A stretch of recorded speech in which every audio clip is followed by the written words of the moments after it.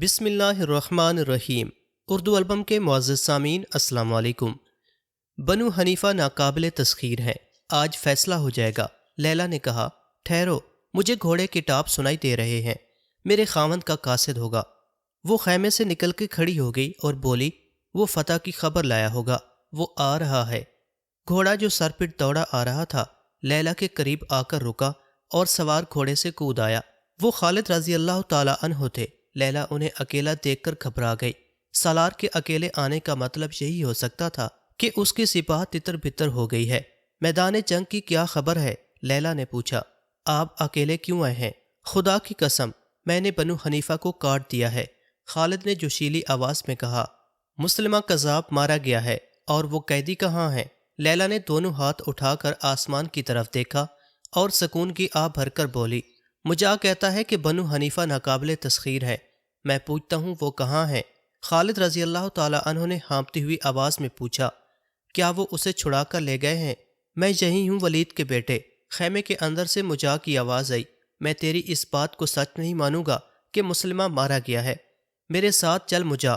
خالد رضی اللہ تعالی عنہ نے خیمے کے اندر جا کر کہا، ہو سکتا ہے تیری بات سچ ہو، میں مسلمہ کو نہیں پہچانتا، تیرا قبیلہ یہ شور مچاتا بھاگ گیا ہے کہ مسلمہ مارا گیا ہے، میرے ساتھ آ اور لاشوں میں اس کی لاش دیکھ کر بتا کہ یہ ہے اس کی لاش، پھر کیا ہوگا؟ مجا نے پوچھا، مجھے آزاد کر دو گے؟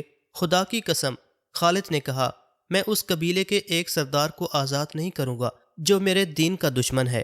رسالت میں شرکت کا دعویٰ کرنے والے اور اس دعویٰ کو ماننے والوں کو میں کیسے بخش دوں؟ اللہ کے سوا تجھے کوئی نہیں بخش سکتا۔ او ولید کے بیٹے، مجا بن مرارہ نے کہا، میں نے اسے کب نبی مانا تھا؟ وہ چرب زبانی اور شعبدہ بازیوں سے نبی بن گیا تھا، اور تو نے دیکھ لیا ہے کہ کتنا بڑا لشکر اس کا مرید ہو گیا تھا۔ اگر میں اسے نبی نہ مانتا تو وہ میرے سارے خاندان کو زندہ جلا دیتا، اور یہ وجہ بھی تھی کہ میں اپنے قبیلے سے اپنے آپ کو کاٹ نہیں سکتا تھا۔ اگر تو میرے قتل کا حکم دے گا تو یہ ایک بے گناہ کا قتل ہوگا۔ اس نے مجھے اپنے ان لوگوں سے بچایا ہے جو ہماری خیمہ گاہ کو لوٹنے اور تباہ و برباد کرنے آئے تھے۔ لیلا نے خالد سے کہا، اس نے انہیں کہا تھا کہ عورتوں کے پیچھے مت پڑو، پہلے آدمیوں کے پیچھے جاؤ۔ وہ چلے گئے۔ اس نے انہیں یہ بھی نہ کہا کہ وہ اس کی بیڑیاں کھول دیں۔ تو نے اس عورت پر رحم کیوں کیا ہے مجا؟ خالد نے پوچھا۔ کیونکہ اس نے مجھے قید میں بھی وہی عزت دی ہے جو مجھے اپنے قبیلے میں ملا کرتی ہے، مجا نے کہا۔ میں نے اسے اس سلوک کا صلہ دیا ہے جو اس نے میرے ساتھ کیا۔ کیا میں ایسا نہیں کر سکتا تھا کہ اپنے آدمیوں سے کہتا کہ میری بیڑیاں کاٹ دیں، پھر میں تیری اتنی حسین بیوی کو اپنی لونڈی بنا لیتا؟ بے شک تو عزت کے لائق ہے مجا۔ خالد رضی اللہ تعالی عنہ نے کہا، میں تیری بیڑیاں اپنے ہاتھوں سے کاٹتا ہوں، پھر میرے ساتھ چلنا اور بتانا کہ مسلمہ کی لاش کون سی ہے۔ مجا بن مرارہ خالد رضی اللہ تعالی عنہ کے ساتھ خیمے سے نکلا تو اس کے پاؤں میں بیڑیاں نہیں تھیں۔ باہر خالد کے دو محافظ کھڑے تھے۔ خالد اکیلے ادھر آئے تھے۔ ان کے محافظ دستے کو پتہ چلا کہ سپہ سالار کسی اور طرف نکل گئے ہیں تو دو محافظ ان کی تلاش میں ادھر ادھر گھوم پھر کر ان کی خیمہ تک جا پہنچے۔ وہ انہیں تنہا نہیں چھوڑ سکتے تھے۔ مجا نے اپنی آنکھوں سے میدان جنگ کی حالت دیکھی۔ اسے اپنے قبیلے کی لاشوں کے سوا کچھ نظر نہیں آتا تھا۔ مجھے یقین نہیں آ رہا، مجا نے کہا، دیکھ کر بھی یقین نہیں آ رہا۔ کیا اتنے تھوڑے مسلمان اتنے بڑے لشکر کو شکست دے سکتے ہیں؟ یہ فتح انسانوں نے نہیں پائی، خالد نے کہا، یہ سچے عقیدے اور اللہ کے سچے رسول صلی اللہ علیہ وسلم کی فتح ہے۔ بنو حنیفہ باطل عقیدے کے لیے میدان میں اترے تھے، ہماری تلواروں نے اس عقیدے کو کاٹ دیا ہے اور اتنا بڑا لشکر میدان چھوڑ کر بھاگ گیا ہے۔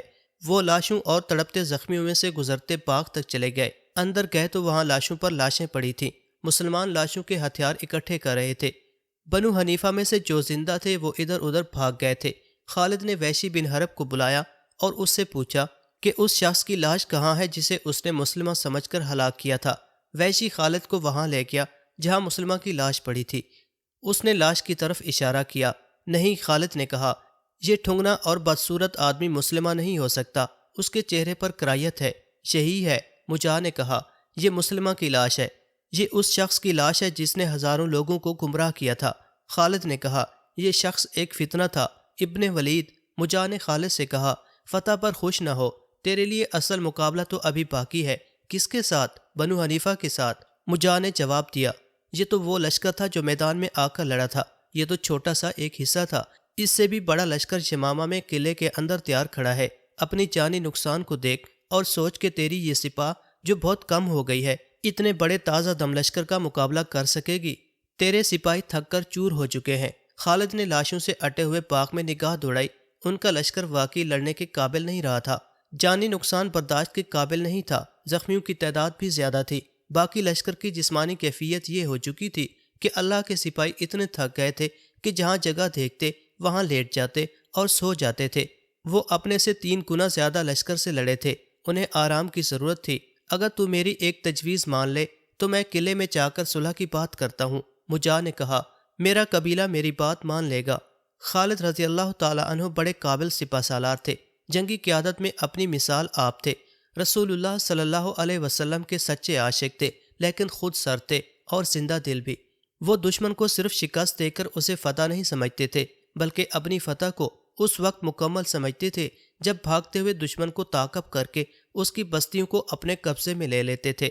ان کا اصول تھا کہ دشمن کو سانپ سمجھو اور اس کا سر کچل کر بھی دیکھو کہ اس میں ذرا سی بھی حرکت باقی نہ رہ جائے۔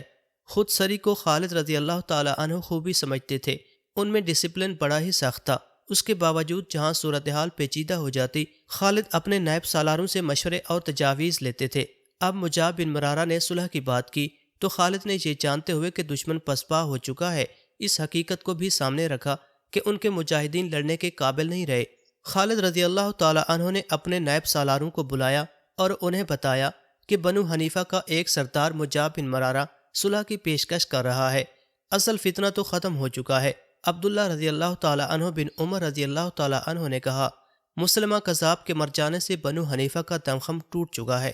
میں تو یہ بہتر سمجھتا ہوں کہ یمامہ کا محاصرہ فوراً کر لیا جائے اور دشمن کو سستانے کی مہلت نہ دی جائے۔ صرف یمامہ نہیں، عبد الرحمن بن ابی بکر رضی اللہ تعالی عنہ نے کہا، بنو حنیفہ میدان جنگ سے بھاگ کر ایسی جگہوں میں چھپ گئے ہیں جو چھوٹے چھوٹے قلعے ہیں، پہلے انہیں پکڑنا ضروری ہے، اس کے بعد صلح کی بات ہو سکتی ہے، صلح کی شرائط ہماری ہوں گی۔ عبداللہ بن عمر نے کہا، کیا تمہاری نظر اپنے لشکر کی جسمانی حالت پر بھی ہے؟ خالد رضی اللہ تعالی عنہ نے کہا، ابھی شہیدوں اور زخمیوں کی گنتی ہو رہی ہے، خدا کی قسم کسی جنگ نے ہمارا اتنا خون نہیں پیا جتنا یہ جنگ پی گئی ہے، اور شاید ہمیں ابھی اور خون دینا پڑے گا۔ کیا تم بہتر سمجھو گے کہ دشمن کے جو آدمی ادھر ادھر چھپ گئے ہیں انہیں پکڑا جائے تاکہ یہ یمامہ کے قلعے میں جا کر ہمارے مقابلے میں نہ آ سکیں؟ ہم یقیناً اسی کو بہتر سمجھتے ہیں۔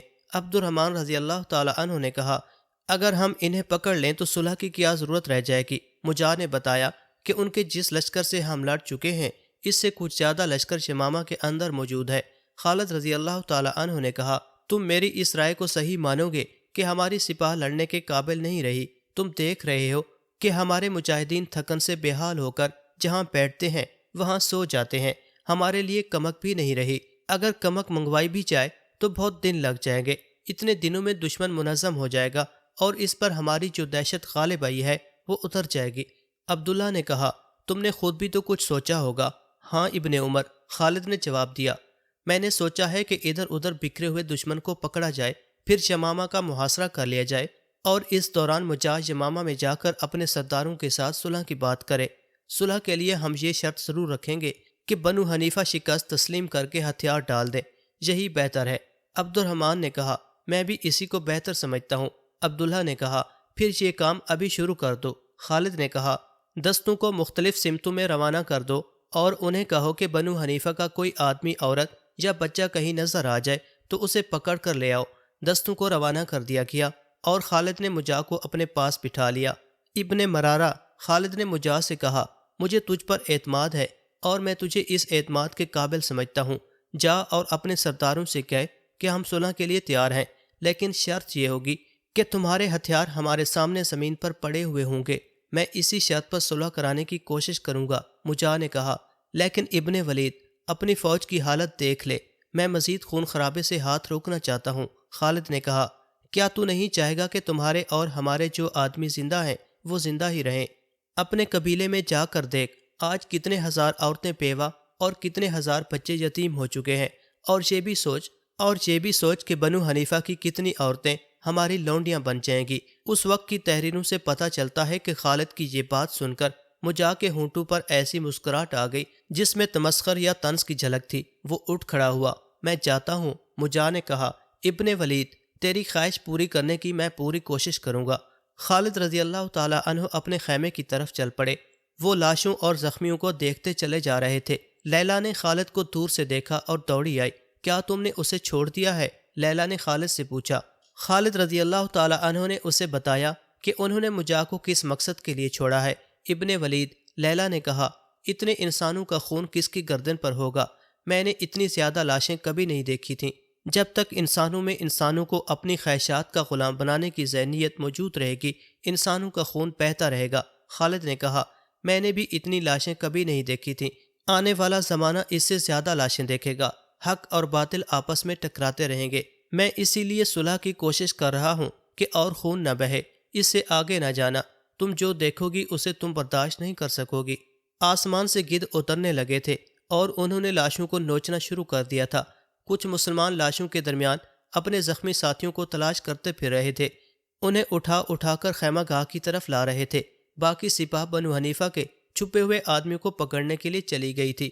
رات کو خالد کو اطلاعات ملنے لگیں کہ بنو حنیفہ کے آدمیوں کو لا رہے ہیں۔ بعض کے ساتھ عورتیں اور بچے بھی تھے۔ خالد رضی اللہ تعالیٰ عنہ نے حکم دیا کہ عورتوں اور بچوں کو سردی اور بھوک سے بچایا جائے، لیکن خیمہ گاہ لٹ چکی تھی۔ خوراک کی قلت تھی۔ خالد نے کہا کہ خود بھوکے رہو، قیدی عورتوں اور بچوں کے پیٹ بھرو۔ اس کا حل یہ نکالا گیا کہ مسلمان مجاہدین لاشوں سے کھجوروں وغیرہ کی تھیلیاں کھول کر لے آئے۔ ہر سپاہی اپنے ساتھ کھانے پینے کا کچھ سامان رکھتا تھا۔ یہ عورتوں اور بچوں کو دیا گیا۔ علی صبح مجاہ یمامہ سے واپس آیا اور خالد کے خیمے میں گیا۔ کیا خبر لائے ہو ابن مرارہ؟ خالد نے پوچھا۔ خبر بری نہیں، مجاہ نے جواب دیا، لیکن تم اسے اچھا نہیں سمجھو گے۔ بنو حنیفہ تمہاری شرط پر صلح کرنے کو تیار نہیں۔ وہ تمہاری غلامی قبول نہیں کریں گے۔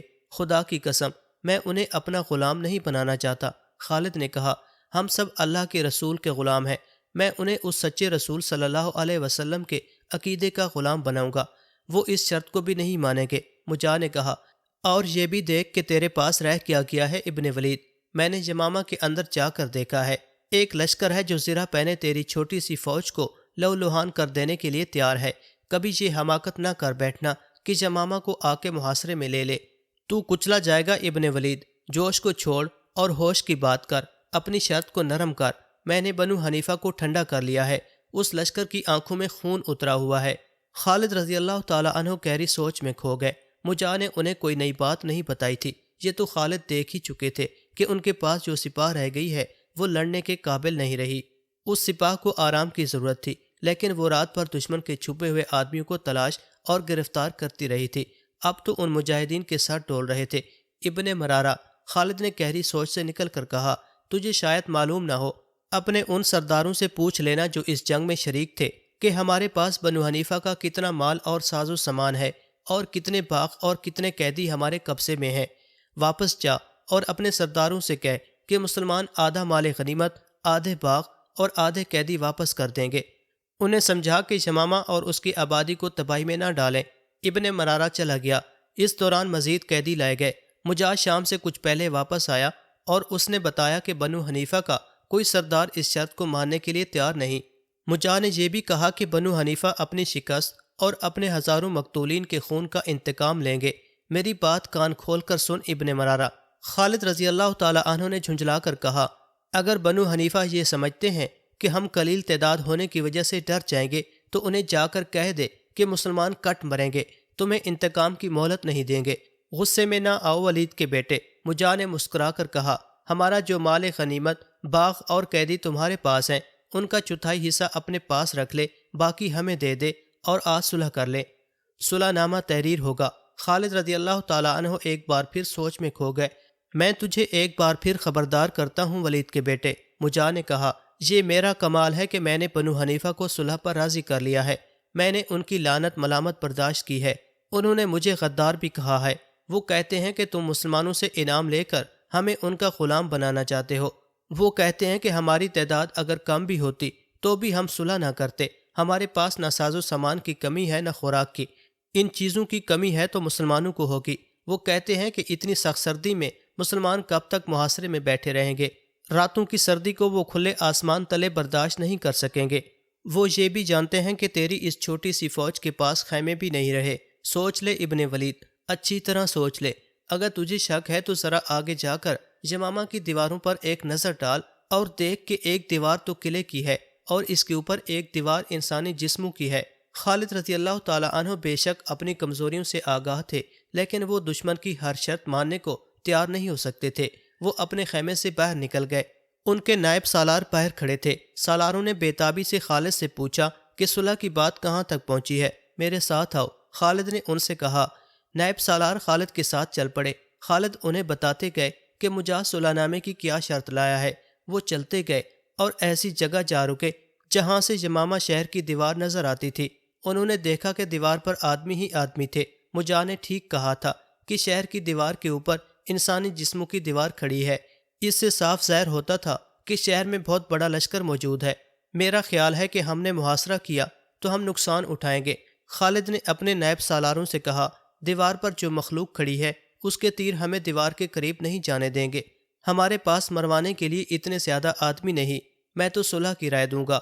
ایک نائب سالار نے کہا، جس فتنے کو ہم ختم کرنا چاہتے تھے وہ ختم ہو چکا ہے۔ ایک اور نائب سالار نے کہا، اب ہم صلح کر لیں تو ہم پر کون انگلی اٹھا سکتا ہے۔ خالد واپس اپنے خیمے میں آئے اور مجاہ کو بتایا کہ وہ صلح کے لیے تیار ہیں۔ اسی وقت صلح نامہ تحریر ہوا جس پر خالد رضی اللہ تعالی عنہ نے خلافت کی طرف سے، مجاہ بن مرارہ نے بنو حنیفہ کی طرف سے دستخط کیے۔ اس میں ایک شرط یہ تھی کہ مسلمان یمامہ کے کسی آدمی کو جنگی مجرم قرار دے کر قتل نہیں کریں گے۔ مجاہ واپس چلا گیا۔ اسی روز اس نے یمامہ کے دروازے کھول دیے اور خالد کو شہر میں مدعو کیا۔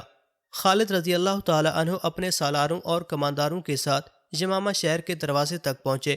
انہوں نے اوپر دیکھا، دیواروں پر اب ایک بھی آدمی نہیں کھڑا تھا، برج بھی خالی تھے۔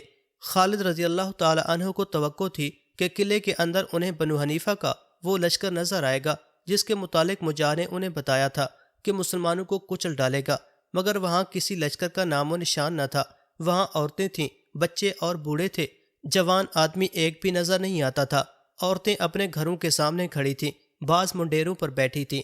ان میں زیادہ تر عورتیں رو رہی تھیں۔ ان کے خاوند باپ، بھائی یا بیٹے جنگ میں مارے گئے تھے۔ ابن مرارہ، خالد نے مجاہ سے پوچھا، وہ لشکر کہاں ہے؟